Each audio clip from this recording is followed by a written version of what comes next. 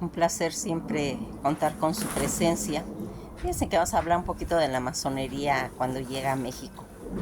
En la época en México colonial, casi en la segunda mitad del siglo XVIII, de la mano de todos esos emigrantes franceses asentados pues en la capital, quienes serían acusados y condenados posteriormente por la Inquisición local.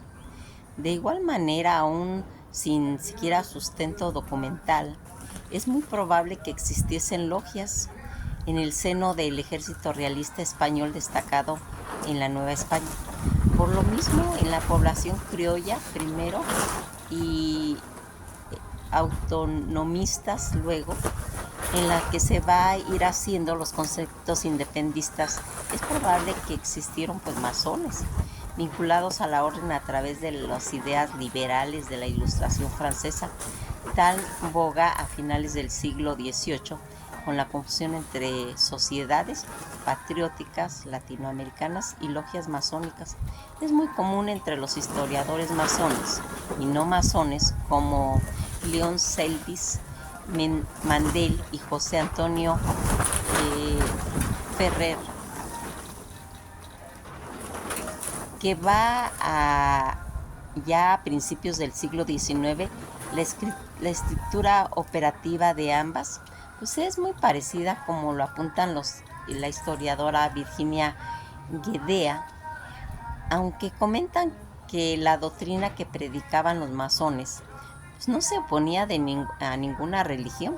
Su rápida expansión causó pues tal vez alarma en toda esa jerarquía católica, pues estaba comprobado históricamente que la independencia de México la iniciaron los masones.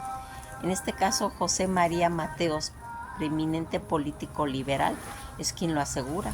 Él dice que en 1884, que más prominente independistas como Miguel Hidalgo, Ignacio Allende, José María Morelos, pertenecían a la masonería, según Mateos.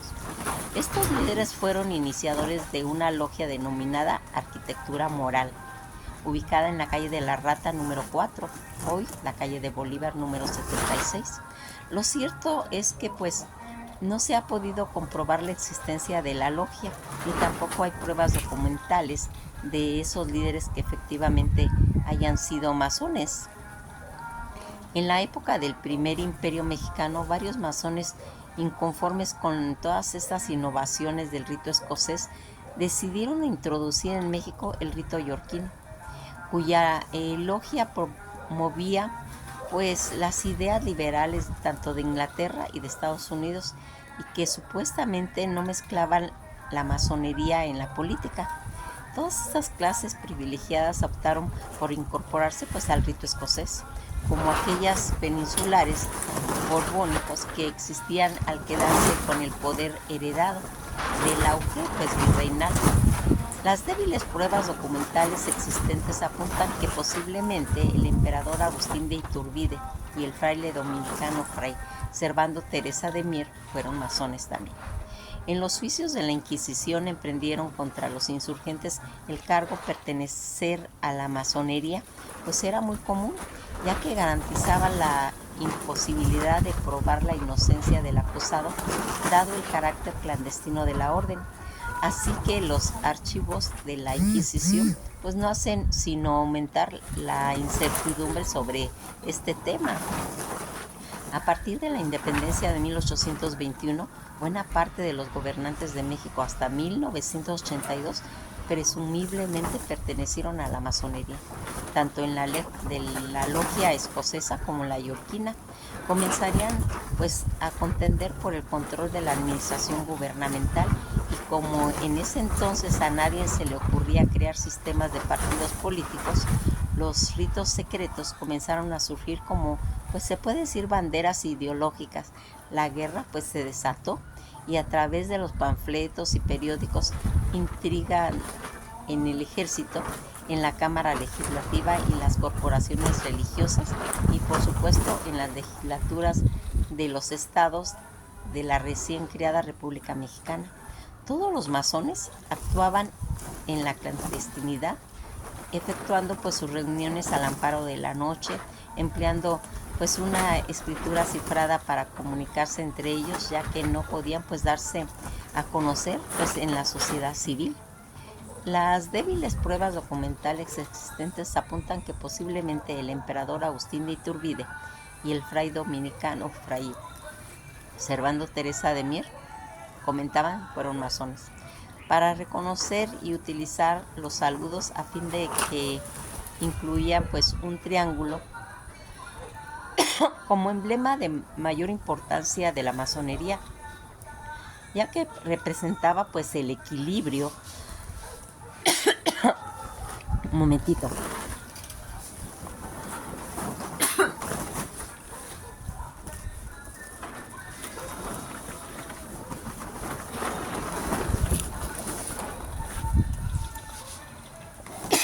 Una disculpa, pues se me olvidó acercar el agua. Según estas situaciones en las que se estaba representando todo ese equilibrio de una sola deidad, justamente pues se puede decir que a principios del siglo XIX se definieron los ritos y los grados que variaban según las logias. En el escocés pues eran 32 grados a diferentes etapas masónicas que deberían escalar a los iniciados, mientras que en el yorquino solo habían 7. Pero más allá de tales diferencias, todos los masones compartían pues los mismos principios, uno de los cuales era la creencia en una sola deidad todopoderosa, la denominada el gran arquitecto del universo, ante un altar con 3 velas ubicadas en cada uno de los puntos cardinales, con excepción del norte. Llevaban a cabo pues reuniones, leían la Biblia y toda clase de literatura que ensalzan pues sus conocimientos, se juraban lealtad eterna, aunque en la práctica las rompieron en un momento a otro. Se menciona que los yorquinos coincidían pues con los escoceses en las esencias y en sus emblemas, pero discrepaban en algunos ritos, los cuales pues dependían de la logia en la que se tratara. Comentan que en México los escoceses habían adoptado a la Virgen del Pilar como patrona, mientras que los yorquinos recurrían a la Virgen de Guadalupe.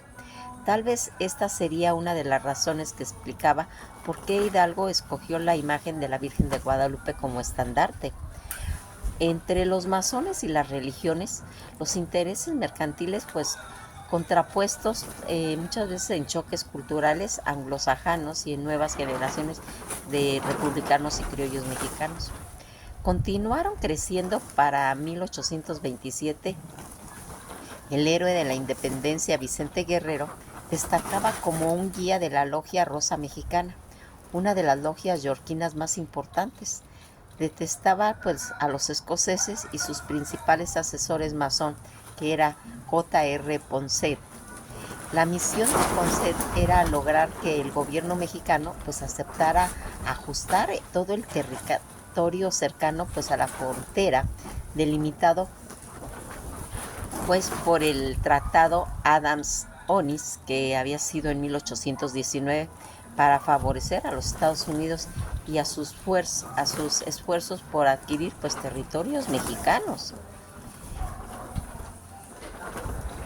En ese momento la masonería mexicana se dividía en dos corrientes políticas, nunca definidas del todo. Poncet promovió la creación de la logia del rito George, proclive a los intereses estadounidenses, mientras que los masones más conservadores, casi todos pertenecían al rito escocés, eran encabezados por el médico personal del último virrey Manuel Codorniu Ferrara, a través del periódico El Sol.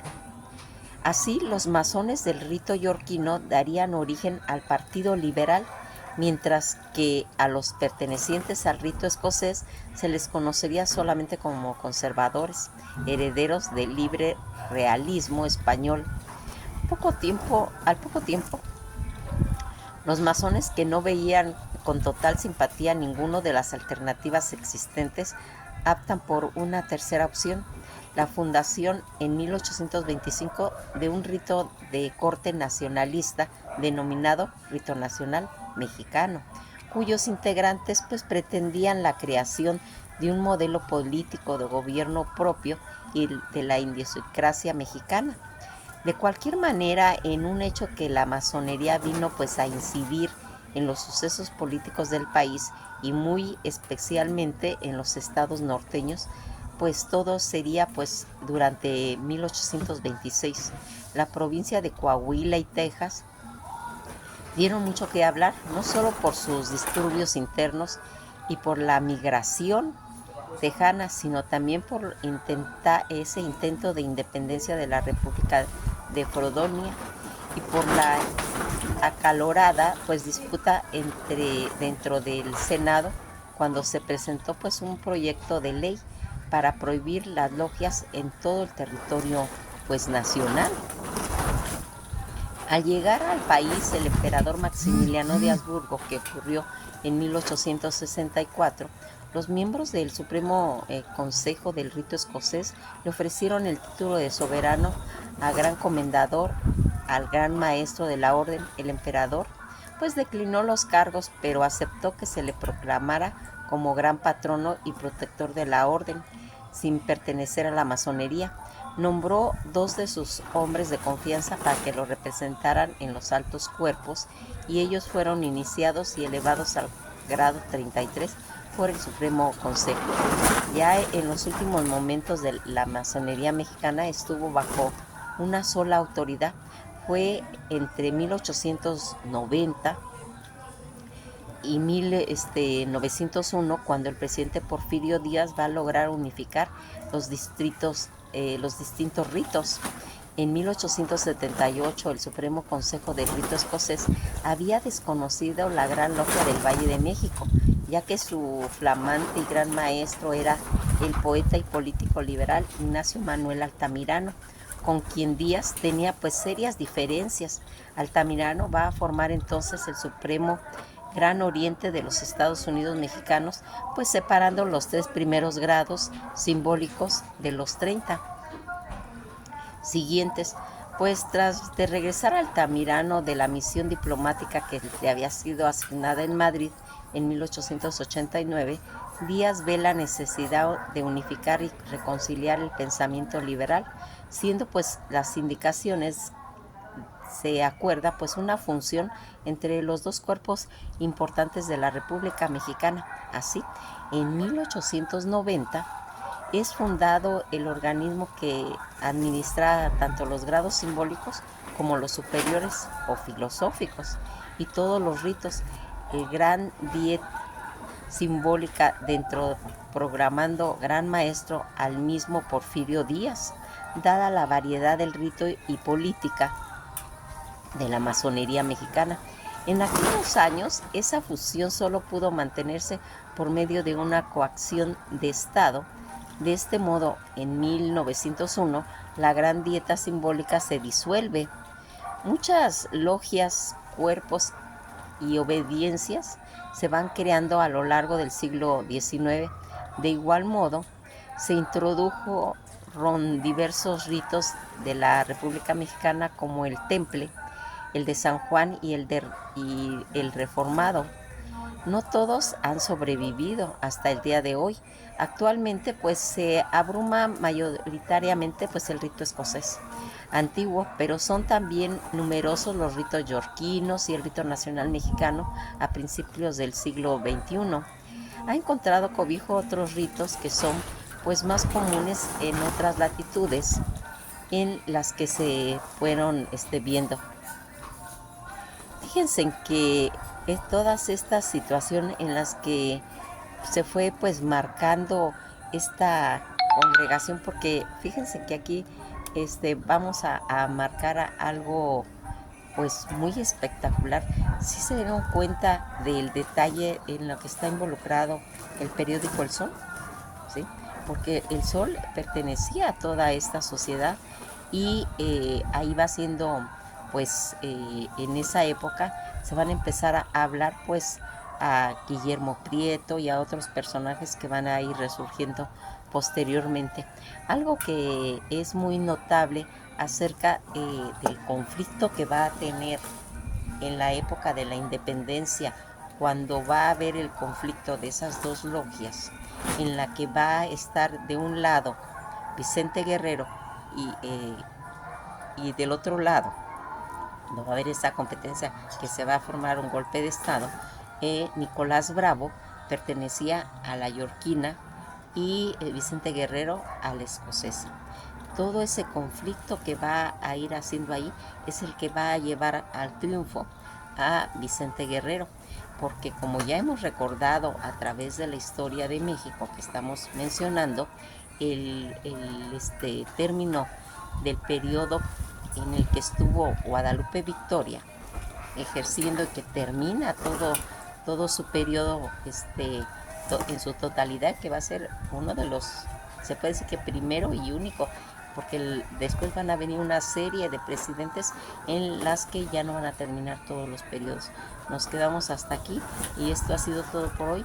Espero les llame la atención ver este punto tan importante que tuvo la masonería al introducirse en la época tanto de la independencia como a través de sus gobernantes. Que pasen un bello día y esto ha sido todo por hoy.